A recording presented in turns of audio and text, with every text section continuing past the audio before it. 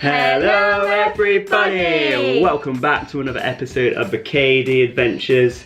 We're here, got a brand new series on the channel. We've just finished with Disney World tips and tricks, so go check them out if you haven't already. But they are really good tips. Yeah, you do not want to miss out on these tips because they're all you need to make that Disney World vacation a little bit more stress-free. And right down the road from Disney World we have Universal Studios and Islands of Adventure. So in this series we're going to be talking about the best tips and tricks to make that vacation a little bit easier as well. So there's a lot to talk about in this video. Universal Studios and Islands of Adventure, they're my two favourite theme parks in the world. So I've got a lot to say. So hope you enjoy it. If you want to check out other videos, make sure to hit that subscribe button and ring that notification bell so you don't miss a thing. But yeah, let's get straight on into it. Okay, so first of all, we're going to be talking about what's the best time to get to Universal Studios and Islands of Adventure, and that is as early as possible. As early as possible, because what not many people know is that they sometimes open up the gates to Universal Studios a little bit before the advertised opening time. Cheeky. Yeah, I know, that is real cheeky. So it's always best to get there a little bit earlier. And also, if you're staying at one of the Universal hotels, you do get into those parks a little bit earlier than the rest of the guests. So very similar to Disney in that. Yeah, so it is very similar to Disney. So if you're staying at a resort and the Universal Studios hotels, get there early. And if you're not, also get there early. Because you never know. Yeah. It might be a good day. Yeah. And also, getting there early, but also staying there late as well. You'll find that in the afternoons, the crowd levels start to die down a bit. Normally around 4 or 5 o'clock. So staying there later is probably a good thing to do because you can get on those rides a lot quicker. The queue times will go down, especially for those Harry Potter rides that are really popular. So popular. Very popular. So yeah, head over to that area in the afternoon time. Just I'd say around after 4 o'clock. Yeah. And you're probably going to get on the rides a little bit quicker. It's not guaranteed because those rides are really popular, but they're going to be a little quieter than it would be, say, like midday. So yeah, it's worth a try, guys. Yeah. So in the Walt Disney World tips and tricks, there was a video that I'll leave in the description down below, and it spoke about the best and worst times to visit Walt Disney World. And Universal Studios is fairly similar. So some of the best months to visit is around the September, October months. They can still get busy. Like, there's never a perfect time to visit any of these theme parks. But there are some months that tend to be quieter. And when we say September, October, these are the two best months to visit because of the events that go off, like Halloween Horror Nights. One of like the best horror events in the world. They are, yeah. It's very well known around the world. It's really, really worth checking it out if you can get down there in the September, October months. I think it runs a little bit into November as well. Yeah, we only just caught it, didn't we? We arrived into Florida on the 3rd of November. Yeah. And that was on the last day? The very, very last day. We were super tired, but we couldn't miss it. We couldn't miss it. It was really worth it. Yeah. So yeah, it's definitely worth checking out Halloween Horror Nights, but saying that, it can be very busy at Halloween Horror Nights events. But in the daytime, as people tend to come there later on in the day, the daytimes can be more quiet. Yeah. So that's something to keep in mind. And also there's December as well. There's a lot of Christmas events that go on. I'd say go earlier in the month rather than later in the month in December, just because as you get closer to Christmas, the crowd levels start to grow. It's crazy. Yeah. But if you go earlier in December, you'll catch all the Christmas stuff, all the events, and it'll be a little more quiet for you. So yeah, some of the best times to visit. Yay! So something that Disney World don't do a lot of is single rider queues. So at Universal Studios and Islands of Adventure, they do offer this service. So if you're going with someone that isn't into rides as much as you are, or thrill rides, and want to sit out, you can take advantage of these single rider queues if you're going on your own. So what these are, you'll go in a queue, obviously by yourself, but when you get to the end of the queue and you're about to go on the ride, any families of say if one of the ride vehicles seats 4 per row, if there's a family of 3, they'll go on there and then put a single rider on there. So that's how that works. So you do tend to get on the rides a lot quicker. If you It would be a great family photo. yeah, you tend to get involved in a lot of family photos. I do single rider a lot over here in the UK if the option's available. So I've been in a lot of photos. Casually photobombing. If you have ever been photobombed by Kieran, I'm so sorry. Yeah, but we got to ride together. It was fun, I'm sure. So, but yeah, single rider, I can't remember exactly what rides they do offer it on, but I'm sure it is quite a few. I think they do offer it on Hagrid's as well, so that's something to take note of. I know definitely one was Rip Ride Rocket. Rip Ride Rocket, yeah. Rip Ride Rocket do a single rider service, but also note that although this tends to be a quicker option, it's not always the case, as I found out firsthand while riding Rip Ride Rocket. Yeah. So keep that in mind. If the line is quite long, it can take a lot longer to get on there, but if it's a short queue in the single rider, you do tend to get on there very quickly. So yeah, that's something to keep in mind. If there's a single ride option available and you're going on your own, take that queue. I mean, I don't know, I might actually try and go on it this time.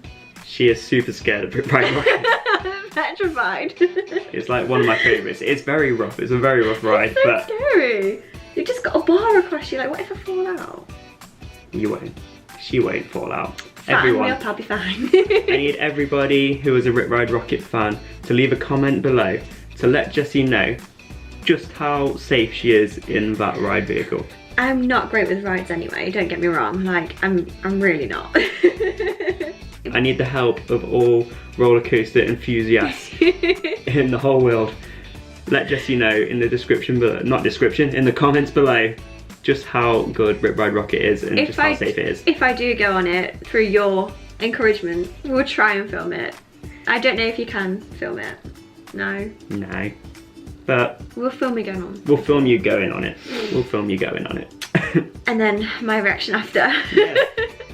But yeah, we can't take advantage of a single rider queue that time though, can we? No. Well, we could, but she'd be sat on her own. Even better. I am not sitting on my own. I'm not doing that.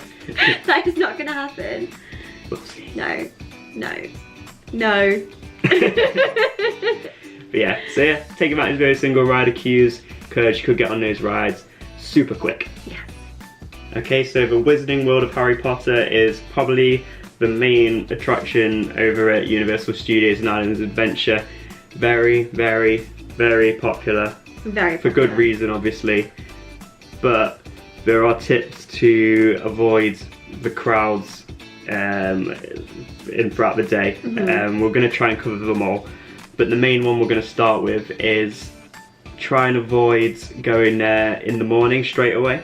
So when you get to the park, everybody will head over to the Wizarding World, no matter which park. If you're in Islands Adventure or Universal Studios, it's the main bit. So try and head there around 4 PM, as I said earlier. Try and head there around 4 PM if possible. You've still got a little bit of time then, but the crowd levels will be a lot lower, and you'll get to go on those rides a lot quicker. And they are so good, guys. Like you don't want to miss these rides, honestly. Yeah. They're really good. So you got the Escape from Gringotts there, you've got the Forbidden Journey, and obviously you have Hagrid's Magical Creatures Motorbike Adventure, which we can't wait to ride. No. But that ride especially is extremely popular. I'm not nervous at all. It's going to be great, I can't wait. But yeah, it does get super busy. When it first opened, there was insane queues for that ride. It was like a 3-hour wait, right? No, it was worse than that. It was like 6 to 8, I think. So I think, I'm guessing it's died down now, but it's still going to be a long wait. So head there towards the afternoon. I'm not sure if they still close the ride off early either. So that's something to just keep note on, like the website and on their social medias, just so you know. Just so you know when the ride's opening and when it's closed. So yeah, but mainly just head there to the Wizarding World in the afternoon, because you can have a much more enjoyable experience rather than battling through crowds and waiting in long lines. So, yeah, you don't really want to be doing that for the whole day. No, not at all. I mean, I know I don't. No, I don't. No. But I will wait 24 hours in a queue to go on Hagrid's, so. That's you. I'll be off You'll be off on your own. I'll be finding the minions and Shrek. Yeah, yeah, so that is the Wizarding World. That's our main tip for the Wizarding World, so avoiding those crowds. Just get there as early as possible and you'll be fine. So there is a lot to do in the Wizarding World over at Alice's Adventure and at Universal Studios. There's so much to do that you might not get to see everything when you're making a visit there. So if you can dedicate like a whole day to going around the Wizarding World, that would be a really good idea. Yeah. Because it means you can experience everything and look around everywhere. There's so many different little shops and little shows and the rides, obviously. Yeah. There's so much to do.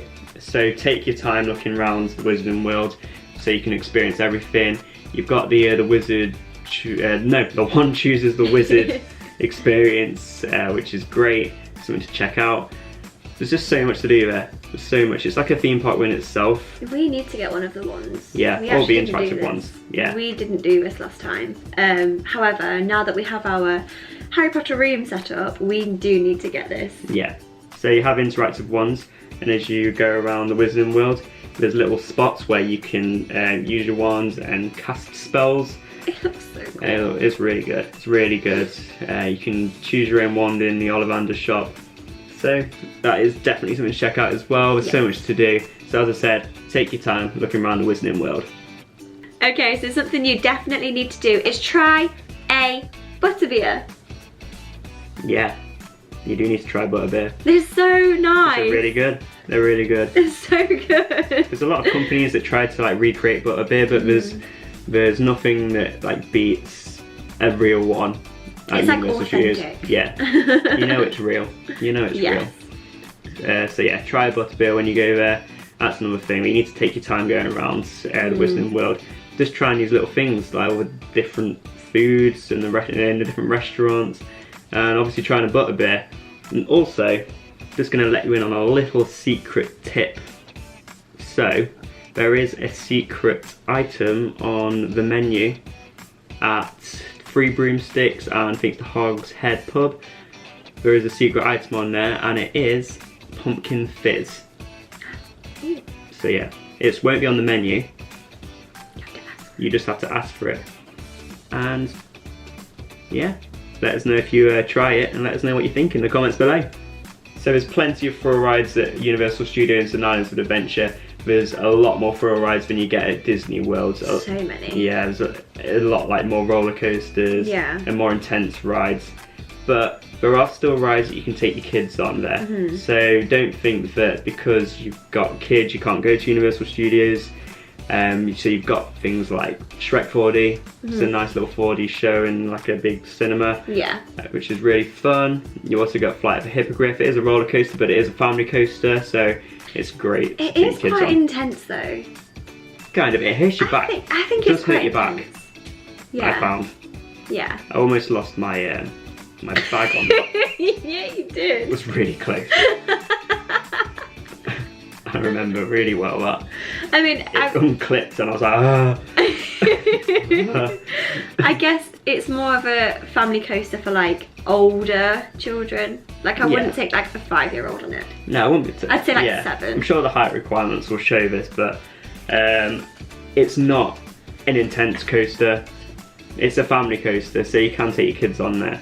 I'm sure they would enjoy it. But yeah, they do accommodate for kids a lot as well, especially with Seuss Landing. So you've got the Cat in the Hat. It's amazing. It's amazingly themed.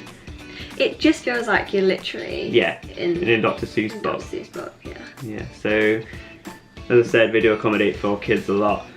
So don't think that you can just go to Disney World if you go to Orlando, because you got treat yourself. Go all the way to Universal. Yeah. Yeah, and go on all those rides. Yeah.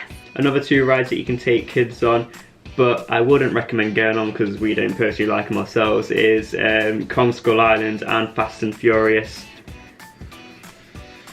What's happening with Jurassic World? Jurassic World? Park. Jurassic Park ride's still going at Universal Studios Orlando, at Universal Studios Hollywood though, they have changed it to Jurassic World. It probably will change at some point soon, I'd imagine. But at the moment it's still going. I'd go on that, however, it's very old now. So when we went on it, we had a really bad run. Yeah. A lot of the animatronics were just like... It is one of my favourite rides. It's one of my favourite rides, but the run we had it the last time we went on, it was bad. Like, literally, honestly, like, there was multiple the animatronics. dinosaurs were just dead. They were dead again. They were dead again.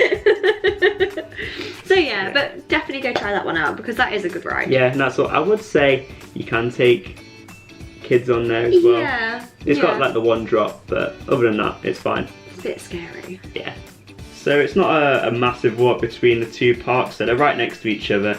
But to like go out the entrance and walk around and everything, it does take a lot of energy and a lot of walking. But you can avoid this if you have a ticket for both parks. You can get the Hogwarts Express between the two parks, and it is 100% worth it because not only do you save a lot of energy, it's a really nice ride full of surprises. It gets out the heat as well for a little bit, so it does get really hot, especially when you're walking around all day and go from park to park. It's really quick if the queue time isn't long. It can get a long queue, but if there is a short queue, I would highly recommend it. Yeah, because it's a really good ride as well. It's a ride in itself rather than just a little bit of transport. Yeah. So it's full of little surprises on there. Really immersive, that's all I'd say. It really feels like you're on the Hogwarts Express. So definitely do that if you have a ticket for both parks. So at Walt Disney World you have a lot of different dining plans, and it's the same over at Universal Studios. There's a bunch of different restaurants that are included in the dining plans. I'll leave all information down below in the description. But some of those restaurants are some of the best ones in the parks. So really check that out, especially if you're going to the parks quite a lot. It will save you a lot of money. So yeah, something to check out is those Universal Studios dining plans. So after you finish your day at Universal Studios and Islands of Adventure, head out to City Walk because they've got a bunch of different restaurants and bars there where you can get your meals at, and you will save a little bit of money getting them there rather than in the parks because they're a bit cheaper. And they have a cinema. They have a lot there. City Walk's just a different thing in itself, but it's part of Universal Studios. There's so much to do there. You get a lot of little photo opportunities as well there. Yeah. So yeah, it's definitely worth checking out. You walk through it anyway to get to the parks, so it's there. Just go for it. You got the Hard Rock Cafe. That's one of my favourite ones. And the donut place. The Voodoo Donuts. Yeah, you got Tattoo Parlour there.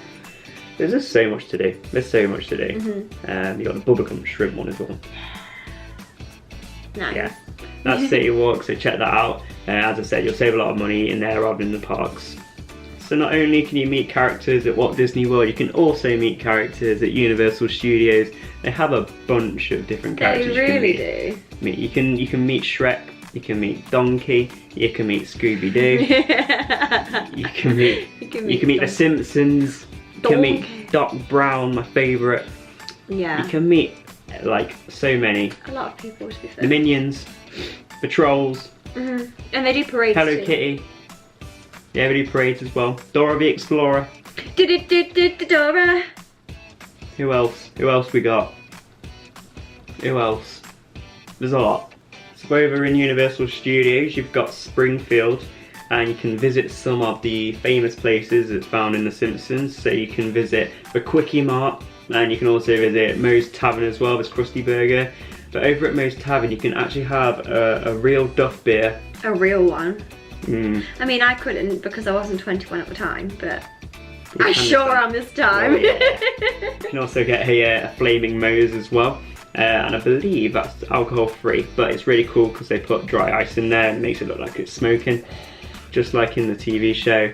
So check that out as well, because I can't wait to try one. And in the Quickie Mart as well, I think they sell the Flaming Moe in a can as well. I don't know if they still do that, but I definitely bought one at one point.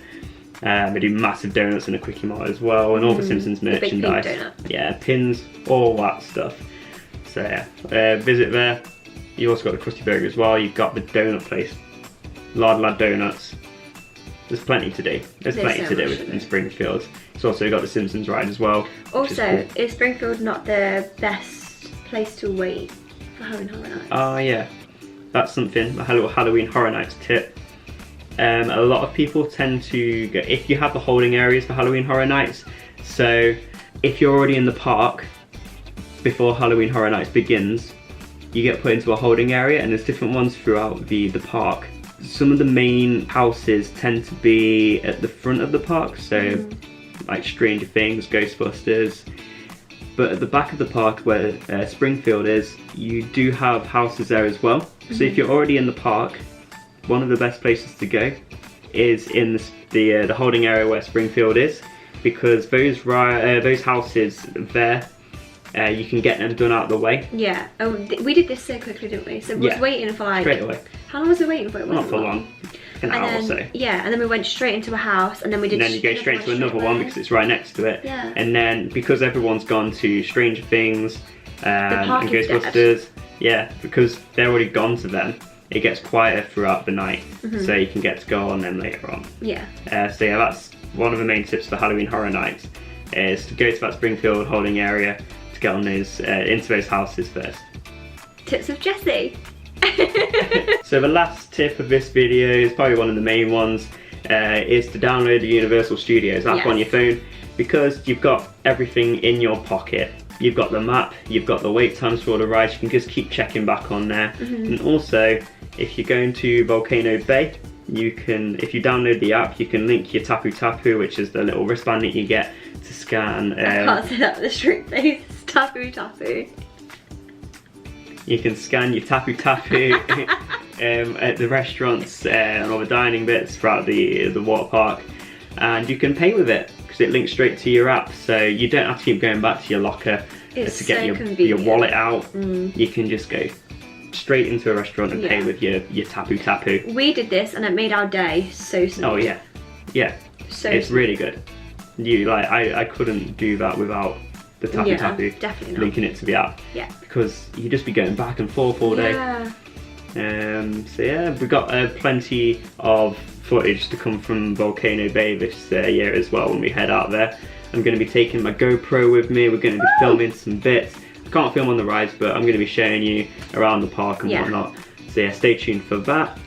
But yeah, that's probably one of the main tips I've got for this video, is just to download the app, because you've got all the information in there. It'll just make it so much easier, because then if there's a ride that's say like an hour's wait, but then you see a ride's got 15-minute wait, you know where to go first, wait for that queue to die down. Yeah. So yeah, download that app if you're heading to Universal Studios or Islands of Adventure. So there we have it, that was all the tips and tricks you need to know about Universal Studios and Islands of Adventure. I say all of them, we've got plenty more to come. So much more to come. Yeah, I could go on for days about Universal Studios. So there's so much to talk about. Can't wait to get this series going. To make sure you don't miss any of those, make sure to hit that subscribe button and ring that notification bell so you don't miss a thing. And if you enjoyed this video, thumbs up. Give us a thumbs up. So yeah, thank you all for watching, and we'll see you in the next one. Bye guys! Bye!